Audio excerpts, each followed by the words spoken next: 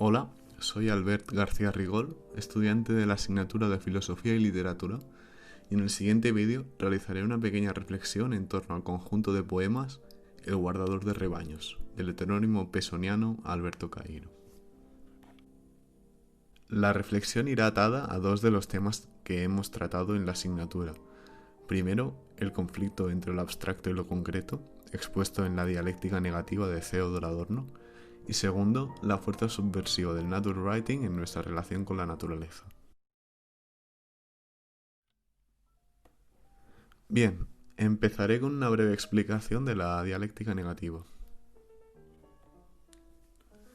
Nacido el año 1903 en Frankfurt, Alemania, Theodor Ludwig Wiesenghan Adorno fue quizá el mayor exponente de la teoría crítica, una doctrina de pensamiento nacida en la Escuela de Frankfurt que elaboró una feroz crítica a la teoría tradicional, la cultura y la moral occidental. La ardua obra adorniana es una búsqueda fallida de una manera alternativa de filosofar. Esta común exploración en el siglo XX fue compartida por filósofos de la talla de Ludwig Wittgenstein y Martin Heidegger, cuestiona la validez epistemológica del ejercicio propiamente filosófico, el metafísico. La metafísica, nos dice Adorno, solo puede ganar si se pierde a ella misma. ¿Qué significa esto? Lo que Adorno trata de explicar es que la metafísica solo puede subsistir si se hace materialista, algo que, como el mismo nombre indica, metafísica, más allá de la física, implicaría una pérdida de sí mismo. Esta materialización se traduce en la sustitución de lo abstracto por lo concreto. Palabras como ser, esencia, bien o sentido son sustituidas por terminología más concreta, por nombres propios que abren espacio a la diferencia. La búsqueda del proyecto adorniano no es meramente hedonista, pues Adorno señala que el lenguaje filosófico tradicional guarda profunda relación con uno de los mayores genocidios de la historia, los campos de exterminio de la Alemania nazi. La racionalidad del siglo de las luces acabó dando lugar a un lenguaje de lo universal, un lenguaje que uniforma la realidad y extermina la diferencia. Así, bajo el proyecto nazi se escondía el deseo de erradicar la diferencia, una pretensión de purificación del ser humano que supuso el radical exterminio físico de todo aquello que no entraba dentro del universal de la raza aria. Ante esto, ¿cómo podemos elaborar una filosofía que no opere con categorías universales? Es decir, una filosofía no identificante que tenga en cuenta la diferencia. Pues bien, la respuesta es trágica. Solo pensamos desde el lenguaje. No hay filosofía fuera del lenguaje, y una filosofía no identificante debería salirse de este.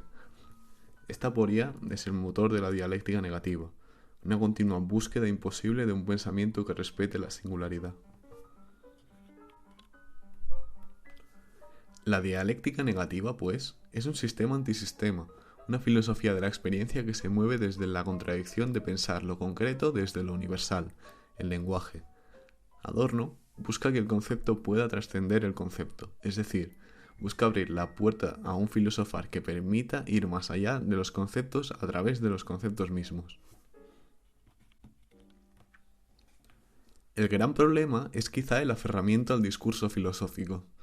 La forma artística permite la salida a esta contradicción, puesto que en ella no hay un sometimiento al uso conceptual del lenguaje, sino una representación de la desordenada realidad desde lo no idéntico.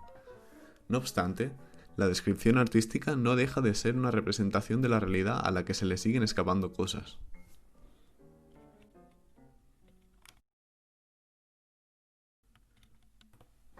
Si he elegido la poesía de Alberto Cairo, heterónimo de Fernando Pessoa, es porque esta resulta, en cierto modo, una solución al conflicto de la representación de lo concreto. Alberto Cairo da Silva nació en Lisboa el 16 de abril de 1889. Huérfano de padre y madre, solo recibió educación primaria y vivió casi toda su vida en el campo, bajo la protección de una tía.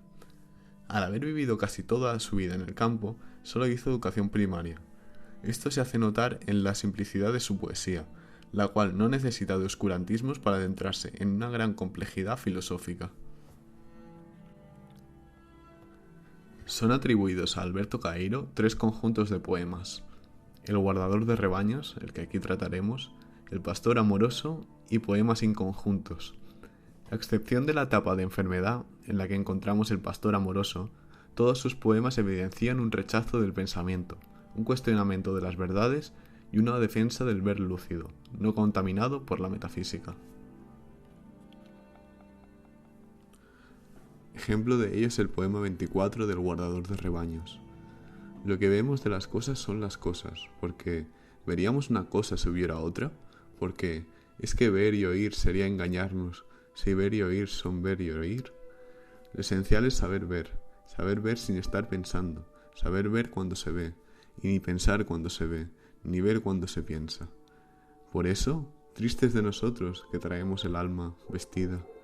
Eso exige un estudio profundo, un aprendizaje de desaprender, y un secuestro en la libertad de aquel convento del que los poetas dicen que son las estrellas las eternas, monjas, y las flores las penitentes convictas de un solo día, pero donde al fin las estrellas no son sino estrellas, ni las flores sino flores, y por eso las llamamos estrellas y flores. El poema nos invita a deconstruir la historia del pensamiento. Nos dice que perdimos demasiado tiempo preocupándonos por la llegada al noúmeno. Lo que vemos de las cosas son las cosas, dice Cairo, no hay más. No hacen falta interminables tratados en los que se especule sobre un posible engaño, sobre un cerebro en la cubeta. Este rechazo nos lleva al problema de la dialéctica negativa. Leo el poema número 45.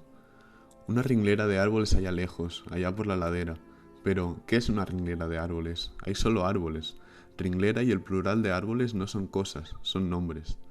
Tristes de las almas humanas que ponen todo en orden, que trazan líneas de cosa a cosa, que ponen letreros con nombres en los árboles, absolutamente reales, y dejan paralelas de latitud y longitud sobre la propia tierra inocente y más verde y florida. ¿Qué es eso? Como ya se había comentado, el lenguaje absolutiza las cosas, las lleva bajo el mandato de lo idéntico, privándolas de sus diferencias. La ringlera de árboles es una ringlera de árboles, un concepto, un objeto llevado a la categorización de la no diferencia, el lenguaje.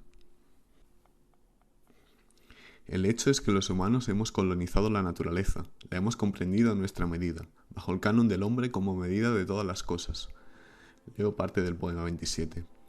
Si hablo de ella como de un ente, es que para hablar de ella necesito usar el lenguaje de los hombres, que da personalidad a las cosas, impone nombre a las cosas. Pero las cosas no tienen nombre ni personalidad, existen, y el cielo es grande y la tierra ancha, y nuestro corazón del tamaño de un puño cerrado. Quizá deberíamos comprendernos a nosotros mismos mirando la naturaleza, y no comprender la naturaleza mirándonos a nosotros mismos. Esta idea tan propia del nature writing se hace valer en el poema 21.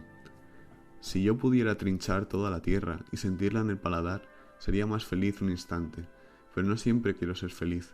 Es necesario ser de vez en cuando infeliz para poder ser natural. No todo es días de sol, y la lluvia, cuando falta mucho, se ruega. Por eso tomo la infelicidad con la felicidad, naturalmente, como quien no se extraña, que haya montañas y llanuras, y que haya peñascos y hierba. Lo que se necesita es ser natural y calmo, en la felicidad o en la infelicidad, sentir como quien mira, pensar como quien anda, y cuando se va a morir acordarse que el día muere, y que el poniente es hermoso y es hermosa la noche, que permanece. Así es, y que así sea. Cairo de aquí la vuelta a la máxima humanista.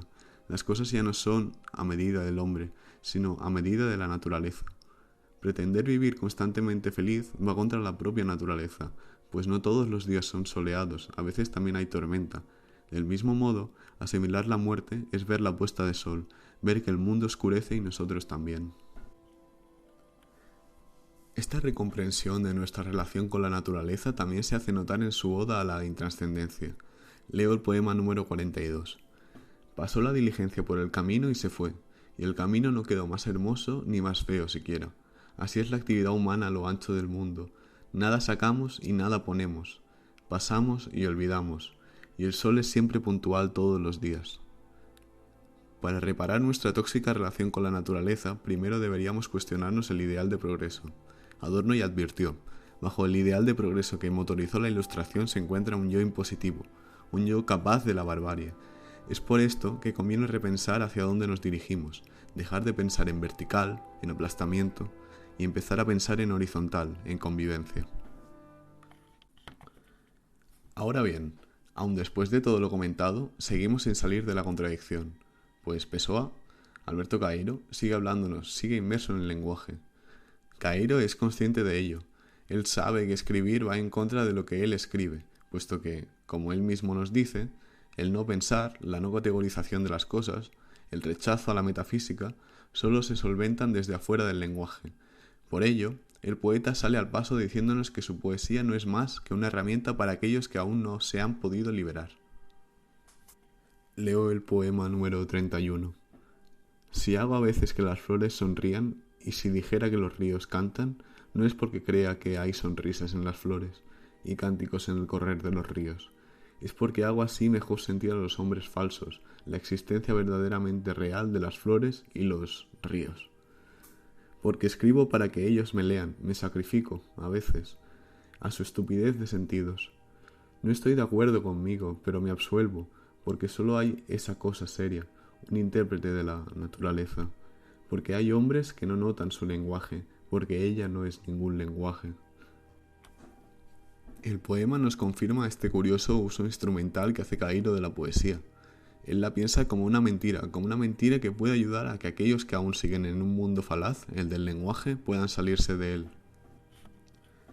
Por ello defiendo que El guardador de rebaños se asemeja a la escalera de la que Wittgenstein nos habla en el punto 654 de Tractatus, pues tal como en la primera obra de Wittgenstein la metafísica es utilizada para destruir a la misma metafísica, en la poesía de Caeiro el lenguaje es utilizado para destruir el propio lenguaje.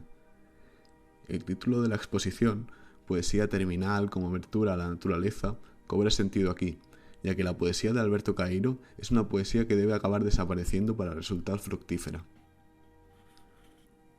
El objetivo de Caeiro es dejar atrás el lenguaje, es hacer que la naturaleza deje de estar caracterizada, colonizada por algo que no le es propio. Así, defiendo, y con ello concluyo, la siguiente tesis. El conjunto de poemas de El guardador de rebaños es una llamada a la puerta de lo real desde el mundo del lenguaje.